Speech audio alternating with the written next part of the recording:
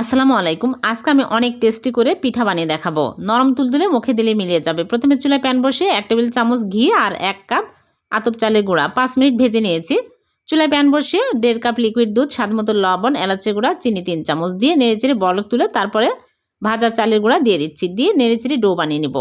তারপরে এক সাইডে রেখে দিলাম ঠান্ডা হওয়ার জন্য। আর এদিকে আবার চুলায় প্যান বসিয়ে ছানা 3 কাপ লিকুইড দুধের ছানা নিয়েছি আর খেজুরের পাতলা গুড় দিয়ে ভিতরে পুর রেডি করলাম। ঠান্ডা হয়ে গেছে, এখন বল বানিয়ে নিচ্ছি। তারপরে আমি ডোটা ঠান্ডা হয়ে গেছে, ভালো করে মথে নিচ্ছি।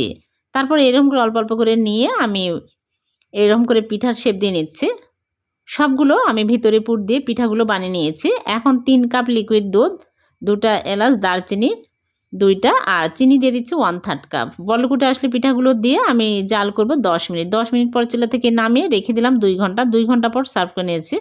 উপর দিয়ে বাদাম কুচি দিয়ে সাজিয়ে নিয়েছি। হয়ে গেল ভীষণ মজার